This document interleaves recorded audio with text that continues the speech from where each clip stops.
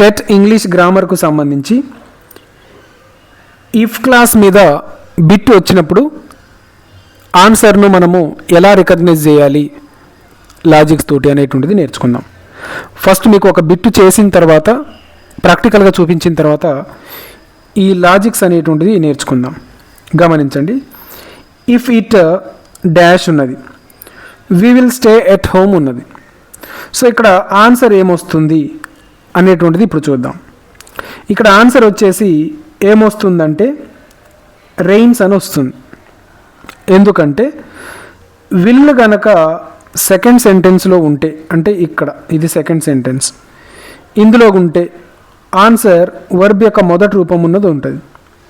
So ఇది verb యొక్క మొదటి రూపం. కాబట్టి ఇది ఎందుకు కాదంటే వర్బ్ యొక్క రెండవ రూపం. ఇది ఎందుకు కాదంటే విల్లుతోటి ఉంది కాబట్టి, ఆల్రెడీ విల్లుతోటి అక్కడ సెంటెన్స్ ఉంది కాబట్టి అది రాదు. అదేవిధంగా ఫ్యూచర్ టెన్స్, ఇది హ్యాడ్ ప్లస్ V3 ఉంది కాబట్టి ఇది కూడా ఆన్సర్ కావాలి. సో ఇలా అనమాట లాజిక్ అర్థమైంది అనుకుంటాను. ఇంకొన్ని 2 బిట్స్ మనం ప్రాక్టీస్ చేస్తే మీకు ఈజీగా అర్థమవుతుంది. రైట్. సో అంటే లాజిక్ ఎలా వర్క్ అవుతుంది అనేది మీతోటి చెప్పినాను. ఇప్పుడు ఆ లాజిక్స్ అన్నీ ఒకసారి వివరిస్తాయి, అవి ఎలా ఉన్నాయి, ఏం చేయాలి అనేటువంటిది. గమనించండి. ఈ విధంగా ఫస్ట్ సెంటెన్స్లో వర్బ్ యొక్క మొదటి రూపం ఉంటే సెకండ్ సెంటెన్స్లో కూడా వర్బ్ యొక్క మొదటి రూపమే ఉంటుంది. ఇక్కడ మొదటి రూపం ఉంటే ఇక్కడ కూడా మొదటి రూపం ఉంటుంది అని అంటున్నాడు. ఎప్పుడు ఆ సెంటెన్స్ గనక జనరల్ ట్రూత్ గురించి చెప్పేటప్పుడు, అంటే నిత్య సత్యాలు కావచ్చు, ఎల్లప్పుడూ జరిగేటువంటి పనులకు సంబంధించి కావచ్చు. సో అటువంటిప్పుడు మాత్రమే. అది కూడా ఏంటిదనేది నేను ఎక్స్ప్లెయిన్ చేస్తా, కన్ఫ్యూజ్ అవ్వమాకండి. తర్వాత ఫస్ట్ సెంటెన్స్ V1లో ఉంటే ఆన్సర్లో విల్ ఉంటుంది. అర్థమైందా? లేదా గుర్తుపట్టడం ఈజీ అంటే ఒక సెంటెన్స్లో విల్ ఉందంటే ఇంకో సెంటెన్స్లో వర్బ్ యొక్క మొదటి రూపం ఉంటుంది. ఓకే, ఇది సెకండ్ రూల్. థర్డ్ది గమనించండి. సెంటెన్స్లో కనుక వుడ్ కానీ కుడ్ కానీ షుడ్ కానీ ఉంటే ఆన్సర్లో WRE వ కానీ V2 కానీ ఉంటుంది. అదేవిధంగా హ్యాడ్ కానీ V3 కానీ, ఒక నిమిషం ఇది చెప్తే మీకు అర్థమవుతుంది. ఇచ్చిన క్వశ్చన్లో వుడ్ ప్లస్ హ్యావ్ ఉందనుకోండి, అప్పుడు ఆన్సర్లో ఏముంటుందంటే ఇవి ఉంటాయి, హ్యాడ్ ప్లస్ V3 ఉంటుంది. ఇప్పుడు అవి ఎలా అనేది ఇప్పుడు చూద్దాం. గమనించండి. If you heat ice it dash. So ఇక్కడ గమనించండి, నువ్వు ఐస్ను హీట్ చేస్తే ఏమవుతుంది, అది మెల్ట్ అవుతుంది అనేటువంటిది ఏంటిది, నిత్య సత్యం. ఓకే, అంటే అది రూల్ ప్రకారం జరిగేది, అది జనరల్గా జరిగేటువంటి జనరల్ ట్రూత్. కాబట్టి అటువంటి జనరల్ ట్రూత్ కనుక ఉంటే ఏమవుతుంది అనుకున్నాము, వర్బ్ మొదటి రూపమే ఉంటుంది. సో ఇక్కడ V1 ఉంది, హీట్. ఇక్కడ కూడా ఏం రావాలి, V1 రావాలి. ఇది V1 కాదు. ఓకే, నెక్స్ట్ ఇది కాదు. ఇది V1 కానీ ముందు విల్ ఉంది, సో ఇది కాదు. ఇది హ్యాడ్ ప్లస్ V3 ఉంది, ఇది కాదు. సో ఆన్సర్ ఏమవుతుంది, మెల్ట్స్ అనేటువంటిది ఆన్సర్ అవుతుంది. రైట్. నెక్స్ట్ బిట్ చూద్దాము. If he dash hot he will pass. So మనకు లాజిక్ ఏంటిది, ఇక్కడ విల్ ఉంది, విల్ ఉంటే ఆన్సర్లో వర్బ్ యొక్క మొదటి రూపం ఉండాలి. సో వర్క్డ్ అనేటువంటిది మొదటి రూపం కాదు, విల్ వర్క్ అనేటువంటిది మొదటి రూపం కాదు, హ్యాడ్ వర్క్డ్ అనేటువంటిది మొదటి రూపం కాదు. మరి మొదటి రూపం ఏంటిదంటే వర్క్స్ అనేటువంటిది మొదటి రూపం. సో మనకు చెప్పుకున్న లాజిక్ ప్రకారం మ్యాచ్ అయింది కదా. సో అది లెక్క. నెక్స్ట్ ఇంకొన్ని చూద్దాము. గమనించండి. If I were you I dash accept the offer. So ఇక్కడ ఉన్నటువంటి లాజిక్ ఏంటిది, వర్ ఎక్కడుంది, వర్ ఇక్కడుంది. వర్ ఉంటే ఆన్సర్లు ఏముండాలి, వుడ్ కానీ కుడ్ కానీ షుడ్ కానీ ఉండాలి. సో విల్ కాదు, షల్ కాదు, హ్యాడ్ కాదు. ఆన్సర్ ఏమవుతుంది, వుడ్ అవుతుంది. సో ఆన్సర్ అనేటువంటిది వుడ్ అవుతుంది. సో ఇంత ఈజీగా మనం ఆన్సర్ను ట్యాకిల్ చేయొచ్చు. గమనించండి, నేను ఇది మొదటి వీడియో కాదు నాది. మీ టెట్ ఇంగ్లీష్ గ్రామర్కు సంబంధించినటువంటి అన్ని టాపిక్స్ మీద నేను ఈ విధంగానే లాజిక్స్ తోటి వీడియోలు చేయడం జరిగింది. కావాలనుకున్న వాళ్ళు చూడగలరు. ఓకే, అయితే వీడియో చూసినంత మాత్రం కాదు, ఆ వీడియోను ఉన్నటువంటి మ్యాటర్ లాజిక్ ఏదైతే ఉందో, అంటే ఇది ఉంది చూడండి, ఇది నోట్స్లో రాసి పెట్టుకోండి. దానితో పాటు ఇది రాసుకున్నాక కింద ఒక 2 ఆబ్జెక్టివ్ బిట్స్ అంటే ఇవి కూడా రాసి పెట్టుకోండి. అప్పుడు ఈ లాజిక్ చదివి ఈ క్వశ్చన్ ఒకసారి చేస్తే మనకు లాజిక్ ఎలా వర్క్ అయిందో అర్థమవుతుంది. దానితో పాటు ఇది ఒక టెట్కే ఉపయోగపడుతుందా సార్ అని చాలామంది ఫోన్లు చేస్తూ ఉన్నారు, కింద కామెంట్ పెడతా ఉన్నారు. ఇది ఒక్క టెట్కు మాత్రమే కాదు, మీరు రాయబోయేటువంటి ఎంట్రన్స్ ఎగ్జామ్ కావచ్చు, కాంపిటేటివ్ ఎగ్జామ్స్ కావచ్చు, ఇంకా వేరే ఏ ఎగ్జామ్ అయినా సరే, లేదా జనరల్ ఇంగ్లీష్ నేర్చుకున్నా సరే, వాళ్ళందరికీ ఇది ఉపయోగపడుతుంది.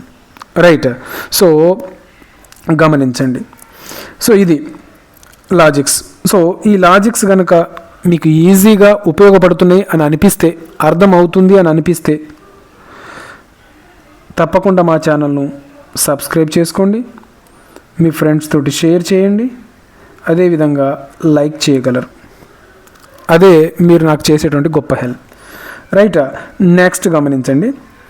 If she earlier she would catch the train.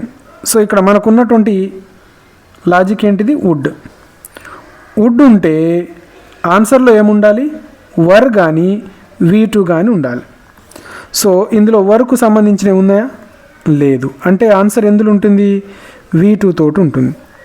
So comes అనేటువంటిది V1, తర్వాత విల్ కమ్ అనేటువంటిది ఫ్యూచర్ టెన్స్, హ్యాడ్ అనేటువంటిది పర్ఫెక్ట్, పాస్ట్ పర్ఫెక్ట్ అంటే V3 ఉన్నది అది. సో ఇక్కడ గమనించండి, V2 ఎక్కడుంది మనకు? ఇక్కడ ఉంది. సో ఆన్సర్ ఏమవుతుంది? B అనేటువంటిది ఆన్సర్ అవుతుంది. కింద కూడా చూడండి, B ఆన్సర్. రైట్, ఇంకా గ్రామర్ ప్రకారం చెప్పుకుంటే ఇది imaginary sentence. If she came earlier, ఆమె తొందరగా వచ్చి ఉంటే, she would catch the train, ఆమె ఆ ట్రైన్ను క్యాచ్ చేసేది. ఓకే, అంటే ఆ ట్రైన్ ఆమెకు దొరికేది అని అర్థం. రైట్, నెక్స్ట్ ఇంకొన్ని బిట్స్ చూద్దాము. If they invite me I dash go. So ఇక్కడ గమనించండి. రైట్, ఏముంది ఇక్కడ? వర్బ్ యొక్క మొదటి రూపం ఉంది. ఇదేమైనా నిత్య సత్యమా? జనరల్ ట్రూతా అంటే కాదు. జనరల్ ట్రూత్ అయితేనేమో V1 వస్తుంది. జనరల్ ట్రూత్ కాకపోతే ఏమొస్తుంది? విల్ ఉన్నటువంటిది ఆన్సర్ అవుతుంది. సో ఇక్కడ గమనించండి, వుడ్ ఉన్నది, హ్యాడ్ ఉన్నది, హ్యావ్ ఉన్నది, తర్వాత విల్ ఉన్నది. సో ఆన్సర్ ఏమవుతుంది? విల్ ఉన్నది ఆన్సర్ అవుతుంది. రైట్, ఇది ఇంగ్లీష్ గ్రామర్ రూల్ ప్రకారం చూసుకుంటే ఇది ఫస్ట్ కండిషనల్ సెంటెన్స్. కండిషనల్ సెంటెన్స్కు సంబంధించినటువంటి బిట్స్ మనం ప్రాక్టీస్ చేస్తూ ఉన్నాము. గమనించండి. ఇంకా సబ్స్క్రైబ్ చేసుకోకపోతే తప్పకుండా సబ్స్క్రైబ్ చేయండి. సో ఇక్కడ గమనించండి, if you had studied well you dash past. You dash past. So ఇక్కడ గమనించండి, ఇఫ్ ఏమున్నది? హ్యాడ్ ఉన్నది, V3 ఉన్నది, అంటే అది ఈ ఫార్ములా ప్రకారం ఇచ్చింది. అప్పుడు ఆన్సర్ ఏముండాలి? వుడ్ హ్యావ్ ఉన్నటువంటిది ఆన్సర్ అవ్వాలి. సో సెర్చ్ చేయాలి, మనము సెర్చ్ చేస్తే అర్థమవుతుంది. గమనించండి, ఇందులో వుడ్ హ్యావ్ ఉందా? లేదు. ఇక్కడ వుడ్ హ్యావ్ ఉందా? లేదు. ఇక్కడ ఉందా? లేదు. సో ఆన్సర్ ఏంటిది? ఇది would have. Right, so answer వచ్చేసి C అవుతుంది. ఓకే, నెక్స్ట్ బిట్ చూద్దాం. గమనించండి, ఇంత ఈజీగా లాజిక్స్ ఉన్నాయి కాబట్టి నేను అన్ని బిట్స్ను ఇప్పుడు ప్రాక్టీస్ మీతోటి చేయించలేను. కాబట్టి ఈ పీడిఎఫ్ను నేను వాట్సాప్ గ్రూప్లో ప్రొవైడ్ చేస్తాను, అక్కడ నుంచి మీరు డౌన్లోడ్ చేసుకోవచ్చు. రైట్, డౌన్లోడ్ చేసుకునే ముందు నా ఛానల్ను సబ్స్క్రైబ్ చేసుకోండి, వీడియోని లైక్ చేయండి, తర్వాత డౌన్లోడ్ చేసుకోగలరు. Okay, if water it turns into steam. వాటర్ను బాయిల్ చేస్తే ఏమవుతాయి? అవి ఆవిరైతాయి అంటున్నాడు. అంటే ఇదేంటిది? జనరల్ ట్రూత్ కిందికి వస్తుంది. అంటే ఆన్సర్లో ఏముండాలి మనకు? వర్బ్ యొక్క మొదటి రూపం ఉండాలి. సో గమనించండి, బాయిల్స్. ఓకే, ఇది ఆన్సర్ అవుతుంది. బాయిల్డ్ ఇది ఆన్సర్ కాదు. విల్ బాయిల్ ఇది ఆన్సర్ కాదు, హ్యాడ్ బాయిల్ ఇది ఆన్సర్ కాదు, రైట్. సో ఆ విధంగా లాజిక్ గ్రామర్ గమనించండి, మిగతా లాంగ్వేజ్ గ్రామర్ల కంటే English very very very easy grammar. ఎప్పుడు ఈ విధంగా లాజికల్గా కనుక ఇంగ్లీష్ గ్రామర్ను మనం నేర్చుకుంటే, రైట్. ఏ రూల్ గుర్తుపెట్టుకోవాల్సిన అవసరం లేదు, జస్ట్ ఈ లాజిక్స్ని మనం గుర్తుపెట్టుకుంటే చాలు. లాజిక్స్ కూడా పెద్దగా ఏదో టఫ్ ఏం కాదు, మ్యాథ్స్ సూత్రాలలాగా, వెరీ ఈజీ. గమనించండి next, if he dash rich he would help the poor. So ఇక్కడ గమనించండి, ఇక్కడ ఏముంది, వుడ్ ఉన్నది. ఓకే, వుడ్ ఉన్నది ఎక్కడుంది, ఇది అంటే ఆన్సర్లో ఏముండాలి, వర్ ఉండాలి. ఓకే, ఆన్సర్లో వర్ ఉండాలి లేదా V2 ఉండాలి. సో ఇది వాజ్ వర్ల మీద అడిగింది కాబట్టి V2 ఇక్కడ ఉండదు. సో వాజ్ వర్లో వర్ ఎక్కడుంది, ఈజా కాదు, వాజా కాదు, విల్ బీ కాదు, ఆన్సర్ వచ్చేసి ఇది సి. ఇక్కడ గమనించండి సి. ఇది ఇంగ్లీష్ గ్రామర్ రూల్ ప్రకారం కూడా ఎక్స్ప్లెయిన్ చేస్తా. అలా కనుక వెళ్తే మీరు చదివే ఇంగ్లీష్ గ్రామర్ బుక్లో రూల్లో ఇది అన్రియల్ కండిషన్ దాంట్లో ఉంటుంది. అంటే నేను ఒక పక్షిని అయితే నేను ఎగిరేవాడిని, నేను ఒక రిచ్ మ్యాన్ అయి ఉంటే I would help the poor, ఆ బీద ప్రజలకు నేను సహాయం పడేవాడిని అని చెప్పే సందర్భం. అన్రియల్ సిచ్యువేషన్స్ ఏవైతే ఉన్నాయో కండిషన్స్ను వాటిని ఎక్స్ప్లెయిన్ చేయడానికి మనము వీటిని ఉపయోగిస్తాం, రైట్. సో గమనించండి, ఇఫ్ యూ డోంట్